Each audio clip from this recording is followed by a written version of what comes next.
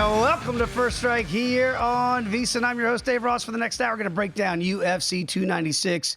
Maybe arguably the deepest card of the roster for the entire year, the last calendar fight here in 2023. Going to break that down with Zayd Hussein here momentarily in studio.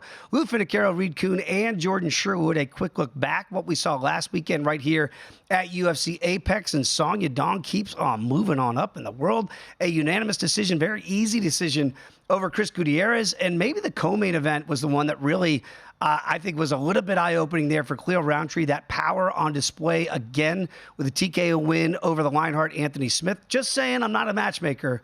How fun could a Khalil Rountree fight against Alex Pereira be in that weight class? I'd sign up to watch that. But without further ado, let's bring in Zayd Hussein. You can follow him on X as I do, at Zayd_Hussein. Zayd, great to have you in studio, my friend. Great to be here, brother. Chicago to Vegas. Both of us have made the trip. He's here for a week. I'm here for eternity, potentially. Zayd, let's get to this main card here because, again, I mentioned when you've got the first fight of the night and you look at it and you go, how good's this card? Well, you've got only the King of Kung Fu going up against the rude boy, Randy Brown. Then you go all the way up to Leon Rocky Edwards against Colby Covington. This does feel like the deepest card of the year, does it not? 100%. I think this is the best card of the year. It could be the best card of the last couple of years. I mean, you look at every single fight, top to bottom, just absolutely stacked with great matchups. I mean, I'm excited. I'm ready to go.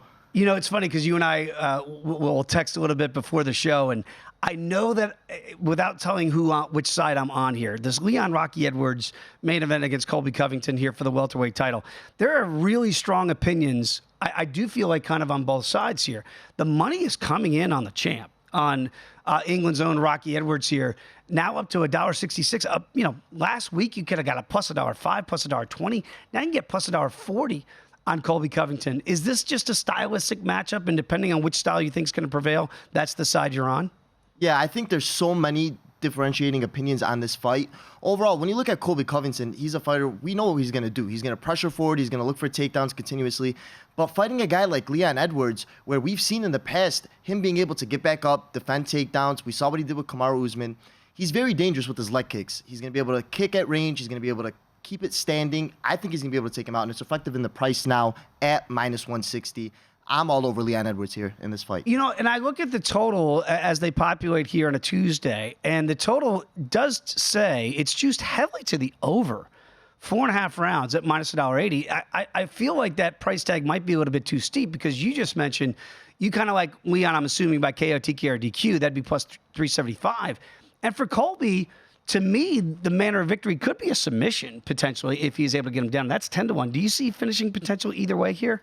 I definitely see it on the Edwards side. However, on the Colby side, he's more of a controlling grappler, I would say, rather than submission. So for me, if I'm taking Edwards, I'm sprinkling Edwards KO here because he does have the finishing potential. We've seen Colby in recent fights be very, very chinny. So getting up there in age, 2-year layoff almost, you know, I have to side with Edwards here. He hasn't lost in almost 8 years, and he's just been on a roll. All right, just to explain to my mother, chinny ma means maybe you can't take a punch anymore. That's what we're a little bit worried about if you're on the Colby Covington side, because we haven't seen him in a couple of years, right? So you come off this big layoff, you get put right into this championship equation here, which a lot of people, neither here nor there, do not think that he's earned that right to be back in there. But you mentioned it. I was there in Chicago at the RDA fight many moons ago here where he did control one of the best ever in Rafael dos Anjos. So if you were on the Colby side, would it be by decision that he would be able to control Edwards on the ground and that's the pathway? Yeah, the path to victory for Colby here is 100% a decision. You've seen what he does in the past, just breaking fighters over time. I think he has to get him to the fence. He has to clinch up, and that's his best path to victory, just taking him down and controlling him on the ground, which we've seen Usman do for 4 rounds in the past. But I just think at this point in his career, Colby Covington, it's hard to see him being able to do that to Leon Edwards, who's constantly improving. Yeah, and that does seem to be the case here. If Rocky Edwards can keep this fight standing, stuff takedowns, you would think he'd have a real good shot to be and still at the end of the night. Colby's got to get those takedowns and have control on the ground. Let's get to the co-main because it is another title for Alexandre Pantoja. Pantoja will be defending against Brandon Royval. This is a rematch here. They fought before. And again, I think you really like the Pantoja side here. Tell me why you think that Alexandre would be the right side. Yeah, Pantoja for me is the biggest bet of the year, believe it or not. Pantoja, what we've seen in the past from him is second to none in the division, grappling-wise. His back takes are the best of the best, elite, and he's been able to take Royval down without much resistance in the most recent bout. We've seen what he did to Brandon Moreno. He could go 5 rounds. He's just going to pressure you until he gets your back. And once he gets your back, he's going to finish you. I like Pantoja by submission. I think it gets done within the first or second round. And I think we see a repeat of the first fight. Pantoja's just on a different level right now than these fighters. And we're going to see it here again this weekend. Submission, by the way, for Pantoja, the champion, is plus $1.55. What's interesting here is, again, Royval, by the way, KRT, or DQ is plus 250, 255. And again, potentially 5-round main event here, or co-main event. Decision props there. Look at that, 6-1 each way, 625 on the underdog side. So really, I think what we're implied here is somebody's going to get stopped here is what we're looking at. Yeah, to be honest with you, if I would make that decision prop, I'd make it about almost 10-1. Wow. Because he can't win a decision here. Pantoja's shown his ability to just stay on your back for rounds and just book round after round after round. And he could do that here in this fight if he doesn't get the finish. Royval needs a knockout here. All right, so Royval's got to get it done by KO. You would think Pantoja by sub. That's why you're seeing plus $1.55 there for the champion, and for the underdog here, plus 255 for the KO, TKO, or DQ prop. Not a lot of guys are signing up to fight Shavkat Rakhmonov here, but the Wonder Boy Stephen Thompson says, fine, I'll fight him. I'll go up there against this monster undefeated here, 17-0. And you look at Wonder Boy, we know he's always been right there on the doorstep of a championship, never quite got there in the welterweight division. Is there any punchers or kickboxers chance in this case for the Wonder Boy? As much as I love Stephen Wonderboy Thompson, I mean, aging now 40 years old, I feel like he took this fight just to try to get that last push to the title. Maybe getting a knockout, but it's so hard here against a guy like Shavkat Rakhmonov, who absolutely nobody wants to see. I mean, nobody. Just dodging him left and right. Rakhmonov's going to implement the grappling here like we've seen with everybody else, and I think it's reflective in the price at minus 650. And that's why, again, stylistically, we talked about it a little bit in the main event with Rocky Edwards against Colby. You've got to figure out a way, if you're Steven, to keep the fight standing. And if you can keep distance, that's where the leg kicks of Stephen Wonderboy Thompson could come into play. I don't want to call it fluky, but we did see Rocky Edwards do that to win the belt from Kamaru Usman, right? With a leg kick heard around the world. Is that the only pathway for Stephen? Because if Rakhmonov gets inside, you think he can get clinches, all of a sudden here comes that double leg takedown. Yeah, 100%. I think with Stephen Wonderboy Thompson, we've seen this in the past with guys like Bilal Muhammad. I mean, even Kevin Holland could have done it, and he just chose to keep it standing. All these fighters have the ability to take him down to the ground. The secret's out. I hope he's been training his takedown defense, but I don't think it's going to matter, sadly. And it's reflective in this price at, again, minus 650. And look at the win by finish for Shavkat. That's minus 220. Conversely, for Steven, what's interesting here is 12-1 for KO, TKO, or DQ, but just win by finish is 11-1. So it's basically saying we're not seeing a sub coming from the Stephen Wonderboy Thompson side. Oh, for sure. I mean, if Wonderboy submits him, I think... I don't even know, man. No, I don't even know. I don't know. We've seen crazier things, but that does feel like a crazy thing to happen there. A fight that I think is perplexing a lot of people on the main event is, I love El Kukui. Some would say, why are we still seeing Tony Ferguson, who just hasn't won in forever, still in a main card? He's going to get the opportunity against Paddy the Batting and Paddy Pimblett. And you look at Pimblett at almost a $3 favorite here. But I'm a little bit surprised it's not even more. Is there still some betting respect for El Kukui? Because I always say a great fighter has one great fight left in him. We haven't seen it from Tony in a long time. Might we see it Saturday night? Who's going to carry the boats and the logs? Who's going to do it? Because we got the David Goggins money coming in right now on Tony Ferguson. We got the plus 240 on Tony Ferguson. I love it. I'm playing it small because I think the power's still there for Tony. We saw he rocked Michael Chandler. I mean, look at the fighters that he's been up against. It's literally just a row of killers. So Tony Ferguson against a Paddy Pimblett, who arguably lost to Jared Gordon by decision. I think Jared Gordon got robbed in that previous bout. So give me Tony Ferguson for just a couple dollars. Let's get a little sprinkle on Tony Ferguson here. And that's the thing, too, because I lean that way as well. For all the jokes made about this fight when it was made, you would assume that Paddy Pimblett then would be a massive $5, $6 favorite. The fact that he's barely close to $3 favorite shows there's still respect in the betting market for El Kukui. What's the way that he gets it done? You think it's the hands? He could still have the power there? Yeah, I think he could knock him out 100%. I mean, when you look at his other fights, he still has that power in his hands. And especially with Michael Chandler, before he got KO'd, he rocked Michael Chandler, arguably almost finished him.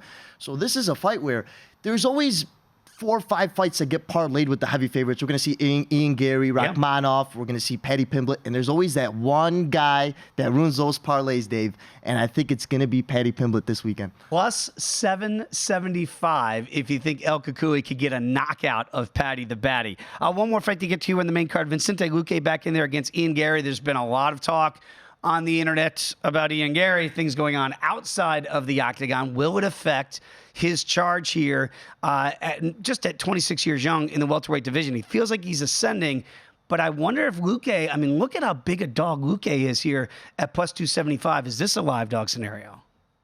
I don't think so. I think at this price tag, it's more of a pass for me, to be honest with you. When you look at what Gary has done, undefeated, hasn't really been in trouble inside the UFC. Had one little knockdown, but otherwise been in control of almost every single fight. And then Luque's kind of on his way out. I mean, we saw in the RDA fight, he won, but it wasn't the vintage Luque that we've seen in the past.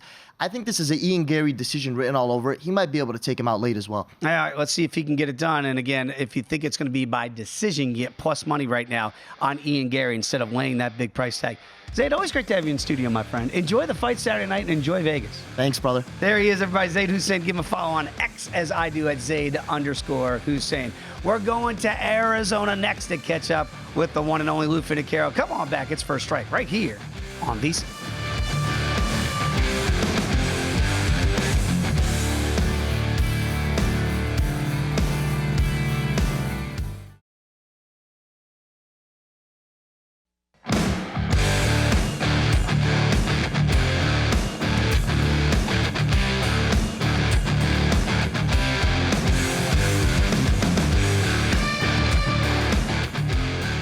Of course, you need to become a VSiN Pro subscriber. If you have not, of course, you get access to our Pro Tools, Pro Ticks, Picks at a Glance, and Pro Tips also. So a lot of pros there. Tools, Picks, Tips. It is an introductory offer at $9.99. Visit VSiN.com/subscribe and sign up today. Always a pleasure to go out to Arizona as we catch up with the one and only Lou Finocchiaro. He is the host of the About Business podcast. You can follow him on X, as I do, at GambLou. Lou, great to have you on here. It is such a deep card. It's arguably the best card of 2023. They don't do this by happenstance. They do it on purpose here to kind of ring out the old with a spectacular card. I want to get to the sneak teep. Tell the people about it, how they access it, and what you have this week. Well, thanks for having me on, Dave. Besides the About Business podcast, that's final releases on Friday.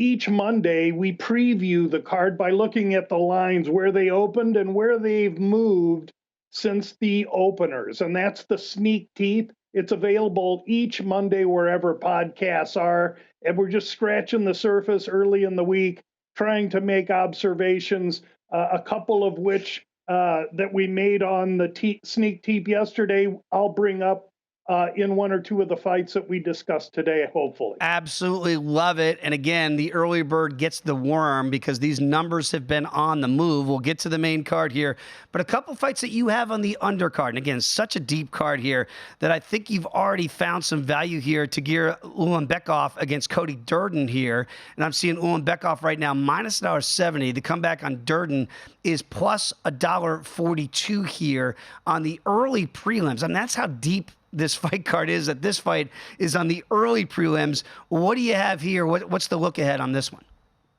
The look ahead actually was 128. Wow. Ulanbekov opens it. And I actually, understanding that he's been a little inactive and Durden's won 4 straight after a real slow start to the UFC, I think that price was reflective of a fair handicap.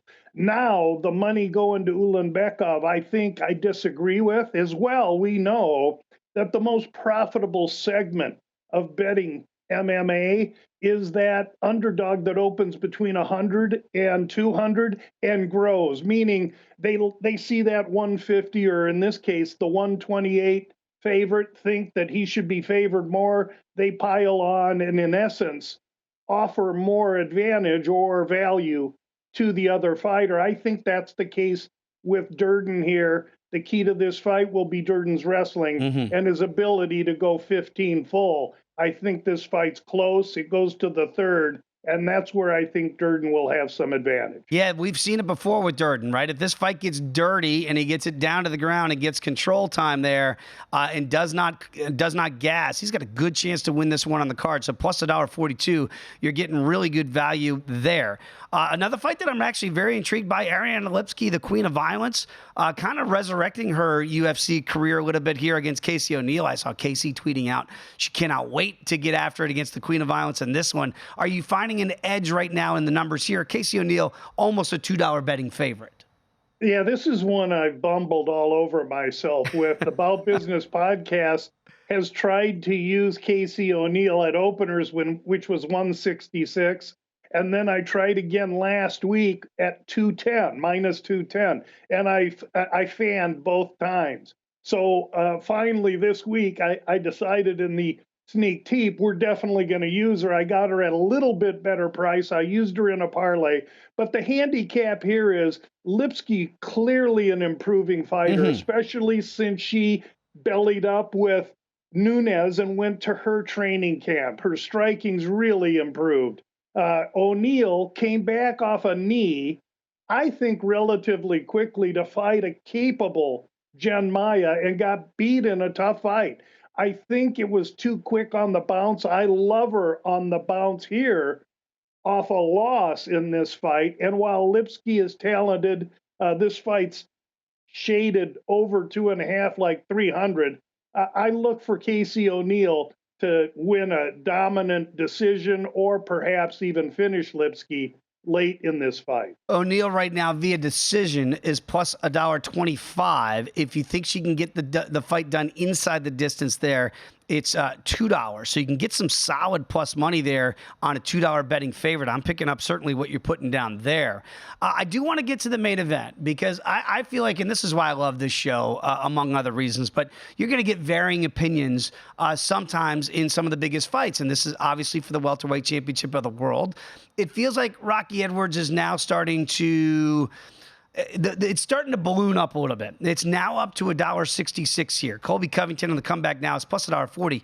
You were not getting those prices even a week ago now. Why do you think the money is coming in on Rocky, and do you think it's money being well spent? Well, that's really a great question. I'll disclose that at openers 9 months ago, this was minus 110 each side, and I released Colby Covington. So I sit currently Colby Covington minus 110, and you can currently get plus 140. Do I still like him at minus 110? Yes, so I must love him at 140. Look, I don't know why the money's on Leon. I clearly read this line moving the wrong way.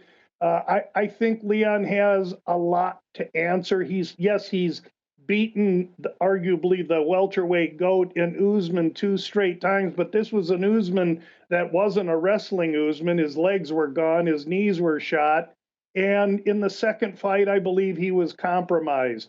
I'll give Rocky the first fight. I had him, a stroke of lightning, catching lightning in a bottle. I'll take it. But as I handicap this fight, I just believe that if Covington can get over the size, Rocky's the bigger man, the longer man, he's surely the more capable man on the feet.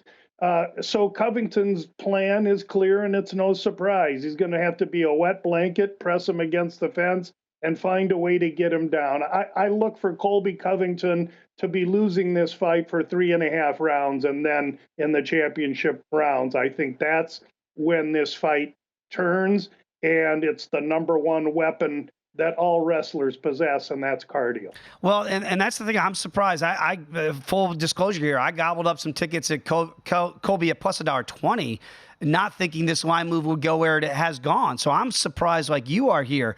What's interesting to me is you think he might be in trouble early in this fight. Would this be a live wagering spot for you if this number balloons up, say, to Leon at minus $4 or $5, if he is able to, quote-unquote, win those early rounds?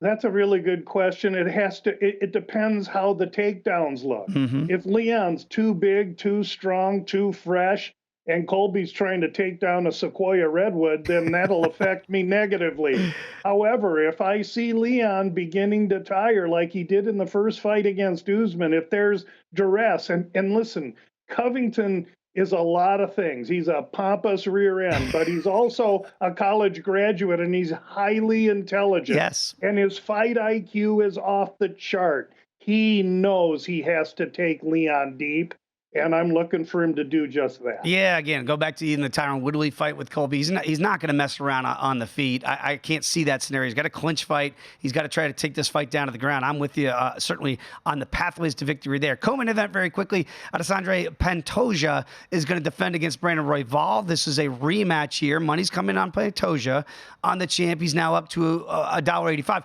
I look at Royval as that wild man in the octagon. Pantoja more kind of steady as she goes here. What style of fight do you think is going to play out here in the co-main event? That's a great question. I look for Royval to be less wild man of the pompous and more mature, more refined, and more confident. When he fought Pantoja to the split decision, by the way, 2.5, 3 years ago, he was not the mature fighter he is today. Pantoja is a champion today, but let's not forget the unbelievable emotional roller coaster that Pantoja's been on since he won that title. I'll add something here to this. In this triumvirate, in this weight division, I think that I see Moreno being able to best Pantoja. I see Moreno being able to best Royval. I think Royval can best Pantoja, and yet I think Pantoja can best Moreno. I think there's a triumvirate there that's incestuous. And so I've answered your question by saying I think Royval is live. I'm going to be quiet and just let this price go up as high as it'll go, and then I'm going to give him a taste because I think he's ready. Oh, very smart man, Lou Finocchiaro. Yeah, I'm with you on that too. I look at it like just wait if you're on the Royval side. The money should keep coming in on Pantoja. You'll get the best of the number. Lou, last time we speak in 2023, happy holidays, Merry Christmas. Can't wait to keep this going in 2024. Thank you, my friend. Thanks for having me. Good luck, everyone. There he is, everybody. Best in the biz, Lou Finocchiaro. Follow him on X at GamLou. When we come back, going to Washington, D.C. to catch up with Reed Kuhn next here on First Strike.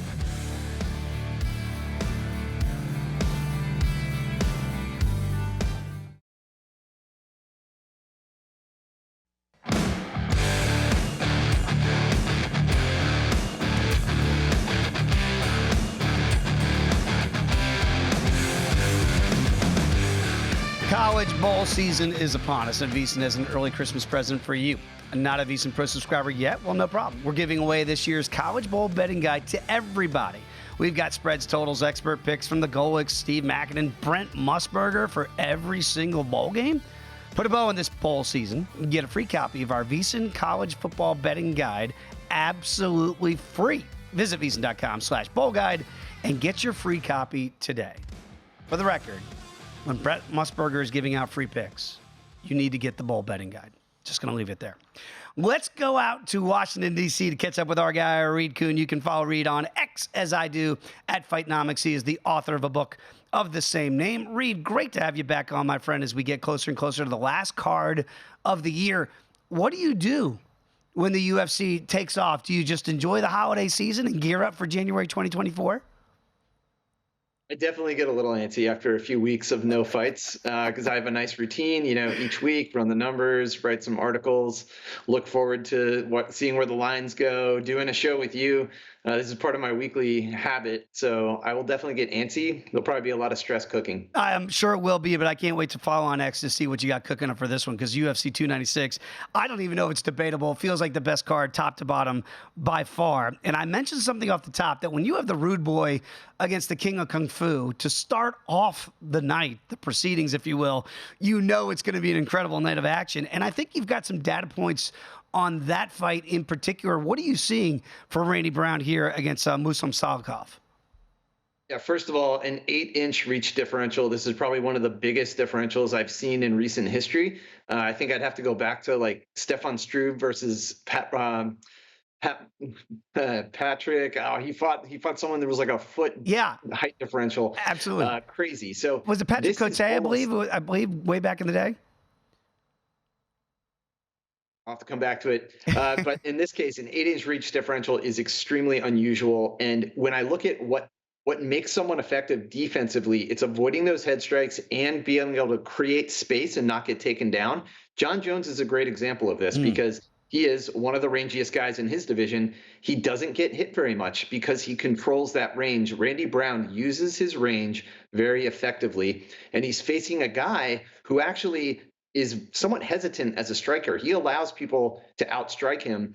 And you combine those two things together, I think Randy Brown is going to be in complete control of the position. Also layer in, he's got pretty good takedown defense and a submission game. So this is actually kind of lopsided. I mean, I do feel strongly Randy Brown is in control here, and his price will be somewhat steep. I'm willing to lay the juice, though. There it is right now, 270 if you like the Rude Boy here, and that price tag might go up. So to Reed's point, if you do like the favorite side, you might want to get on that one sooner rather than later. You know, we saw last week Tim Elliott was a short replacement to get in there against Sumajeri, and he looked absolutely spectacular. You've got another fight on this card where I think the data is leaning towards a short replacement. That would be Thug Nasty and Bryce Mitchell, who comes in against Josh Emmett now as over a $2 betting favorite. Again, these are your Uber tail of the tapes, which are absolutely spectacular. Are the data points backing up Bryce as a big favorite here? They are, and you've already alluded to it. We do have another great grappler who's coming in, and it almost feels like those grapplers can come in and do their thing a little bit easier than pure striker who might need to watch a lot more tape, might need to understand what combinations, what setups he's going to use. Bryce Mitchell is going to wet blanket you. He's going to have smooth transitions even after he's on the ground, going back and forth. And Josh Emmett, he's coming off a very lopsided beating from the summer. He took a lot of damage in that. He's now going to be, he's pushing 39. He does have the big right hand. He swings big, he misses big, but when he lands, he does pretty well. I think recently we haven't seen a lot of that. And Bryce Mitchell, as long as he does not get caught early, I think he's going to take this down. Takedown defense for Josh Emmett, 38%. That's average, not even average. It's a little below average. Also, control time, not favorable. So, yeah, this is really stacked to favor the grappler. And that's why he's another guy like Brown that I'm probably going to be thrown into a lot of parlays. I also, when you mentioned, obviously, you can just see it happening, right? Emmett with a big right hand misses. Thug Nasty shoots a double and gets this fight down to the ground. Do you see finishing potential in the data points there, or is it more of a control? Because we know, like, maybe a twister could be a play for Bryce Mitchell when he gets down to the ground. He does look to finish, not just control, correct? He actually does have a pretty high submission attempt rate. Emmett, we haven't really seen him lose a lot by submission, but he did fairly recently, actually against Yair Rodriguez.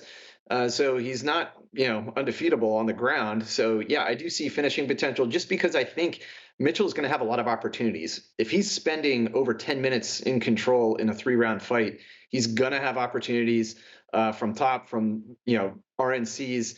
And Emmett also, you're hedging against Emmett maybe landing something huge if you're playing the under.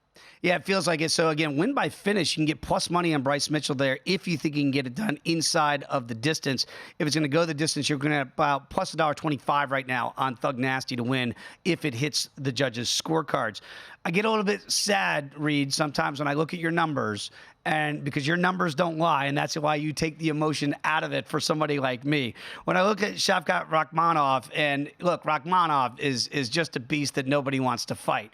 So I really applaud Stephen Wonderboy Thompson when he says, fine, I'll fight the undefeated monster right there. I mean, I know that Wonderboy believes that this is the type of victory, if he was able to get it, that would put him right back in title contention. But I look at all the check marks on your Uber tail of the tape, and it tells me this might not be Wonderboy's night. What are you seeing here from the data points? Okay, and I think we're going to get back to Reed Kuhn if we could. But again, these are Reed Kuhn's uber tail of the tapes, the numbers that you see. And right now, all of those data points are leaning towards Shavkat Rakhmonov. And again, when you've got a six, over a $6 betting favorite, you can understand why. So Reed, even though all the data points are going towards the younger fighter here by 11 years, is he overvalued, or are the data points backing up that he should be this big a favorite? They're backing it up. It pains me to say that. I used to work with Thompson. I used to do his scouting reports way back in the day. But yeah, you just called out one of the biggest data points on here, which is 11-year age differential. That is extremely unusual in this game. And we've already talked about how important age is. So, and Thompson is a striker. Offensively, he's not losing anything with age. It's defensively where that's a factor. But in this fight, it's also the stylistic mismatch. We do have an oppressive grappler in Shavkat, and he's pretty competent with his hands as well. Very accurate, 57% striking, and he actually has the longer reach. So that says to me he's going to be able to hold his own. You hope that Thompson isn't getting chinny at this point, but still he's asking a lot to be able to win a 3-round fight purely on his feet against someone who's willing to change levels like this. I want to get to some of the data that shows that maybe we've got some live dog scenarios at play here, because you know me, I'm always looking for good value. And one of those fights that I look at is No Love against Boom, right? You got Brian Kelleher in here as an underdog against Cody Garbrandt. Maybe the best days of both guys are behind them, but I see potentially a slugfest here. What are the data points showing you? Yeah, these guys definitely like to stand and trade. Right. With Cody Garbrandt, he is the heavier hitter, but I don't know how much of that relies on his older data than his more recent data. And if we do take a more narrow window of what we count as relevant, Garbrandt's maybe his best days are behind him. He has also taken a lot of knockdowns. So he scores them, he also eats them. And Boom Kelleher, that's what his nickname is. He may not have the more impressive cumulative metrics, but he does switch stance. He is, he is at least not at a reach disadvantage. He's a slight reach advantage. And he's accurate enough. And both guys are hesitant, but they're swinging for the fences. And so if you're going to give me plus money on one side, I might go with Kelleher for the upset just because I don't trust Garbrandt's chin at this point. Plus 475, too, for Boom to get him out of there with a KO, TKO, or DQ. I kind of look at that, too, and think if that dog is barking, that might not be a bad price point either. Let's speak of another dog here, Alonzo Menefield against Dustin Jacoby. Again, this card is just so stacked. Menefield over a $2 betting underdog. Did that surprise the numbers that you saw? Yeah, just because of light heavyweight, you have guys with so much finishing potential. They're very dangerous. Menefield not only has the advantage on the power, they're equal in range. They're equal in roughly age and size. But Menefield is much more accurate. He has slightly better defense and he has more power. So if these guys are going to trade leather at light heavyweight, first of all, that's a great evening metric. The line shouldn't get out of control in either direction. But I do like Menefield here. I think he has a chance. Very quickly, co-main event and the main event. I got about 30 seconds, but it does feel like the data points leaning towards the dogs here are being live too.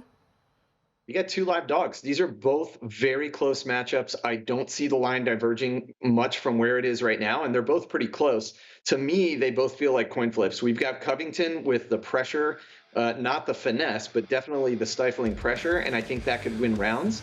And then you've got Royval with the greater finishing potential against someone who's maybe a little bit more technical. And so I like the finishing potential in that one. Absolutely spectacular. Can't wait to keep doing this in 2024. There he is, everybody. Reed Kuhn going to Chicago next here on First Strike.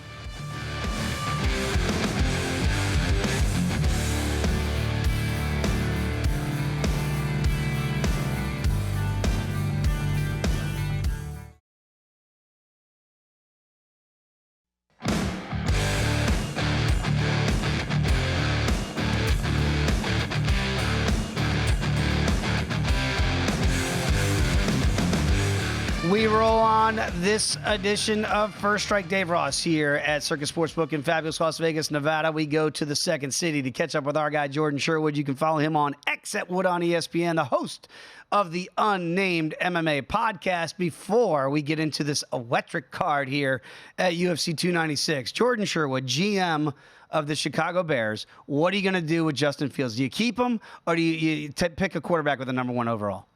I think you have to pick a quarterback with the number 1 pick. Oh, I think Eberflus is gone. Oh, Justin Fields is gone.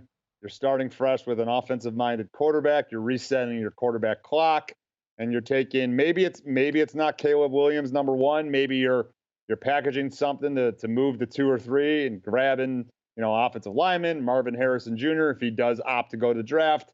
And then you fall in love with someone else later on in the draft. But I think Justin Fields is playing his final 4 games in a Chicago Bears uniform, and Eberflus is coaching his final 4 games as the head coach of the Chicago Bears. Think this guy has a pulse in the city of Chicago, everybody? That's why you get to give him a listen there and give him a follow on X. All right, let's get to the main event here, UFC 296. And it is a fascinating, I think, stances for everybody out there when you look at Leon Rocky Edwards against Colby Chaos Covington here. Because stylistically, we know why Leon Edwards is the favorite, because they believe he's the bigger man on the Edwards side, and that if he can keep the fight standing, he should be able to walk through Colby Covington, who we have not seen now in a couple of years. But there's that pesky thing of cardio and wrestling. What say you in the main event, and who will be the welterweight champion come Saturday night?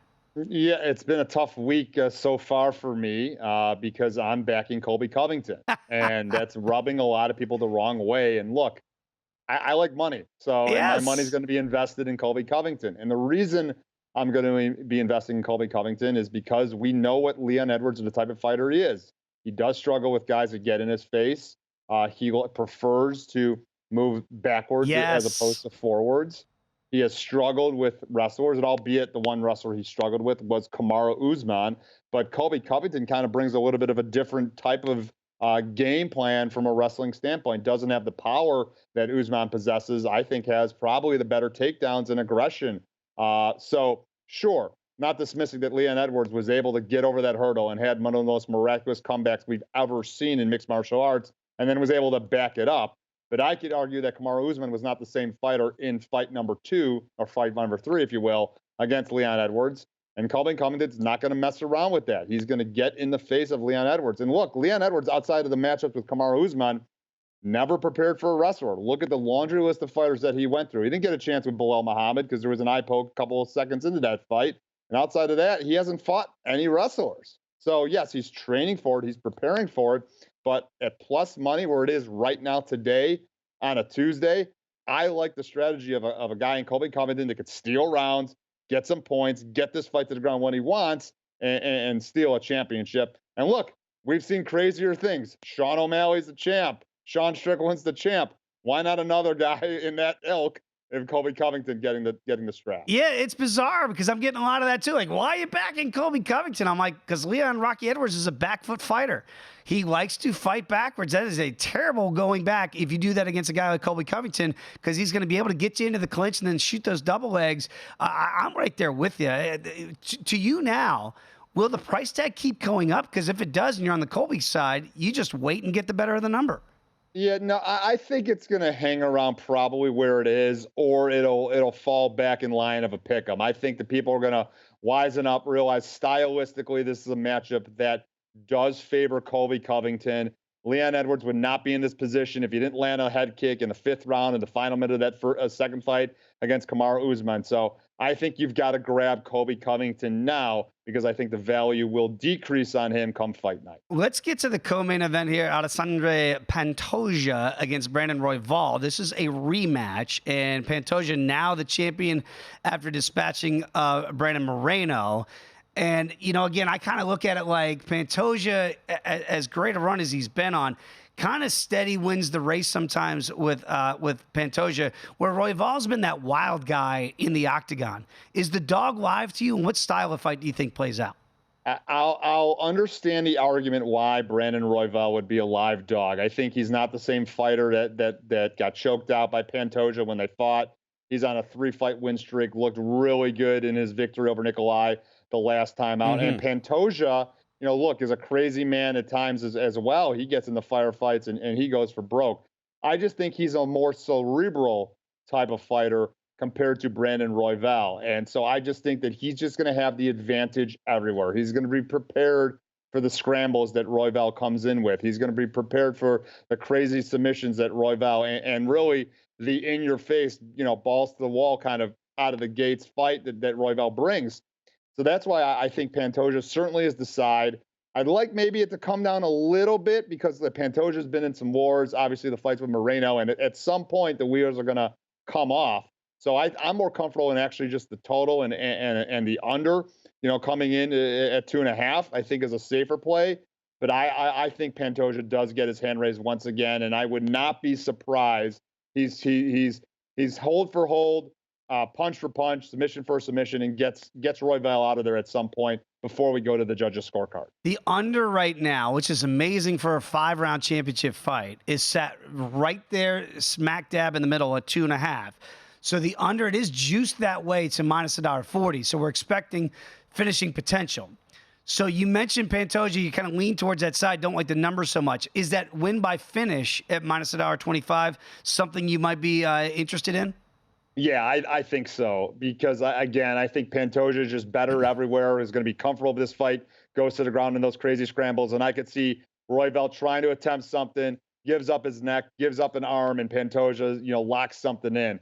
Pantoja wants to make a statement. He's happy that he's not standing across the cage from Brandon Moreno, even though Moreno might be standing across the cage. Isn't he the backup? So we could eventually see him come fight night. But I think Pantoja solidifies himself as the rightful flyweight champion of the world and gets Royval out of there before we go to the judges' scorecard. All right, let me do my best Ron Burgundy here because he will read anything that they put in prompter. Anything.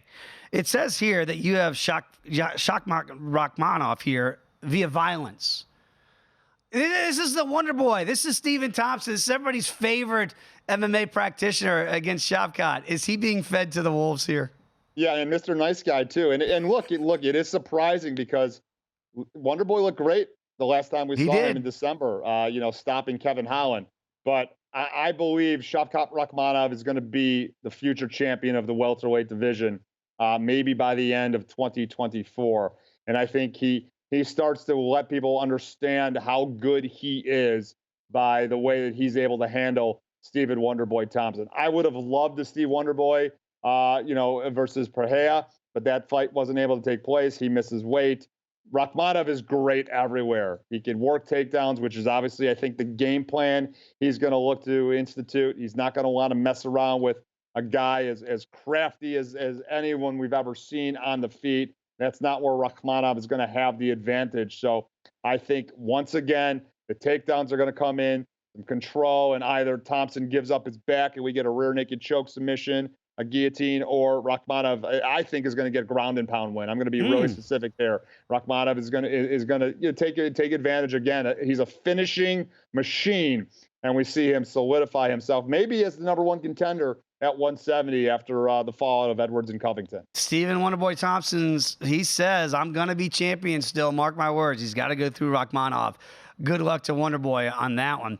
Very quickly on the prelims here, Tagir Ulanbekov is a $1.70 favorite against Cody Durden. We know what Cody wants to do. He wants to wrestle. Do you have a live dog scenario here?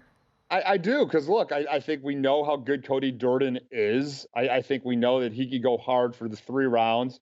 Ulanbekov, there's questions about his cardio, being able to stand for those 15 minutes.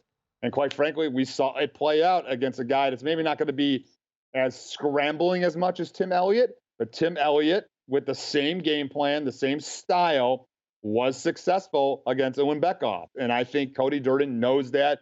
He's definitely going to be one of the favorites, for an underdog to bark on Saturday night. There's not a lot of them, in my opinion. I think it's going to be a heavy, chalky card. But I do believe that Cody Durden is a live dog in the same kind of, conversation we're talking about Colby Covington in the main event. Only have about 30 seconds to go. Are you even slightly intrigued by the Paddy Pimblett-Tony Ferguson fight? just to see Paddy Pimblett if he could perform the way the expectations are. I mean, he should roll in this fight. Tony Ferguson is not the same fighter that was once challenging for interim titles. He just doesn't look the same, been dominated. So Paddy Pimblett, even though he's coming off of injury, a little bit of a layoff, should roll in this fight because he's a future star, and that's what the UFC is expecting. Really appreciate you all year long, Jordan Sherwood. Merry Christmas to you. Thanks for all the time you give us here at First Strike. I want to also give a shout out to Rob Moreno and to Britton Hess. They do a great job putting this show together. And even Wyatt Tomchek is sitting back there today, too. Thanks, everybody, here at First Strike. We'll see you in 2024.